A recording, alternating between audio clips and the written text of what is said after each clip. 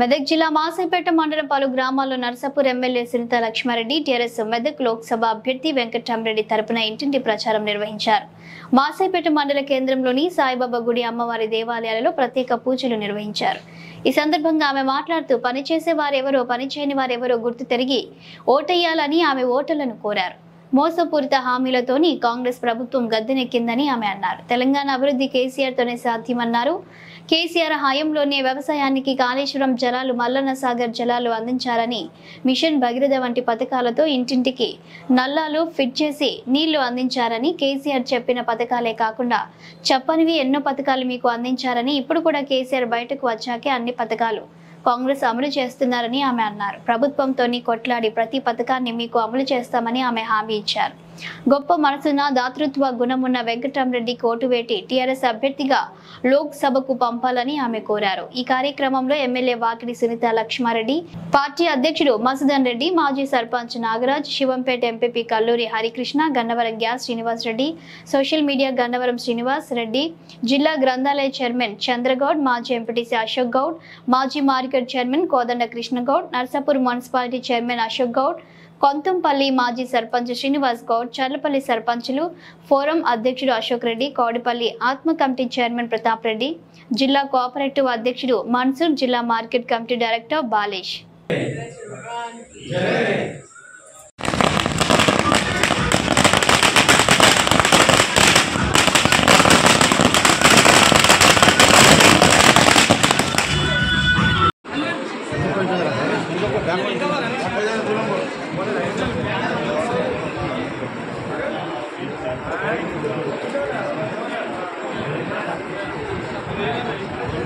जय सेवालाल महाराज की जय, सेवालाल महाराज की जय.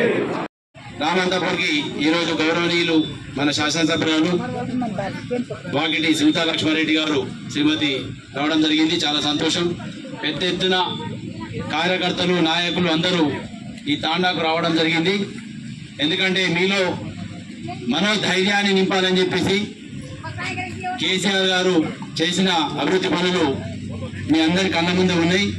ఈ తాండాలో ప్రతి ఇంటింటికి సీసీ రోడ్ అయింది, అన్ని వసతులు అయినాయి.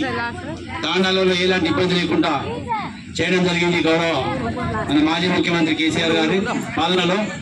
అట్లాగే మీ సేవాలాల్ గుడిని కూడా చాలా చక్కగా నిర్మించుకోవడం జరిగింది. ఆ నిర్మాణానికి గౌరవనీయులు మన సునీత లక్ష్మారెడ్డి గారు వారి ఉదార స్వభావంతో దాదాపు 4 లక్షల రూపాయలు వెచ్చించి మొత్తం మందిరాన్ని కంప్లీట్ చేయడం జరిగింది. ఎందుకంటే ఎన్నో ఏళ్ల నుంచి ఆ గుడి కంప్లీట్ కాలేదు. మేడం గారి చేతి మీదనే కంప్లీట్ అయిపోయి మనం ఓపెనింగ్ కూడా చేస్తున్నాం. చాలా సంతోషం. మనం కడుతున్నాం, సేవలాల్ గుడి దగ్గరనే మాట్లాడుతున్నాం.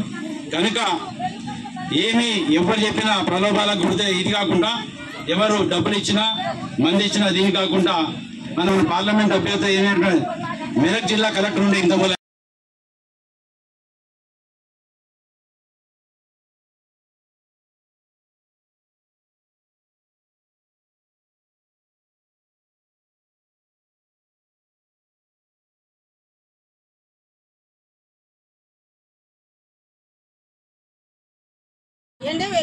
మీ అందరినీ నేను విజ్ఞప్తి చేస్తున్నా, ఎవరు పని చేస్తారు ఎవరు పని చేయరు అనేది ఆలోచన. పుట్టి మాటలు ఎవరు చెప్తున్నారు, పని చేస్తుంది ఎవరు అనేది ఒక్కసారి ఆలోచన చేసుకుంటాం. మేము మళ్ళీ ఊకుకే చెప్పాం. వాళ్ళకి కావాలని మోసం చేసుకుంటాం, ఓట్లు దండుకొని ఈరోజు మీరేందో మేమేందో అంటున్నారు.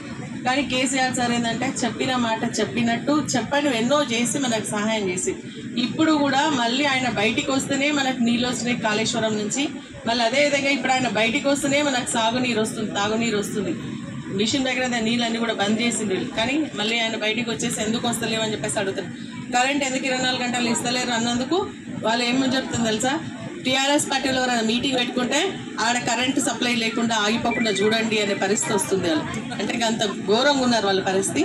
కాబట్టి మీరు ఆలోచన చేసి ఇండ్లు ఇచ్చినా, పెన్షన్స్ ఇచ్చినా, లేకుంటే మీకు ఇచ్చేటువంటి 2500 అన్నా, గ్యాస్ కోసమైనా, లేదంటే జీరో కరెంట్ గెలిపించినటువంటి ఎమ్మెల్యేగా ఇక్కడ ఇచ్చినటువంటి ప్రజాప్రతినిధులు పెద్దలందరి సమక్షంలో గట్టిగా పోరాటం చేస్తాం. ప్రభుత్వం నుంచి తీసుకొచ్చి మీకు ఇస్తాం.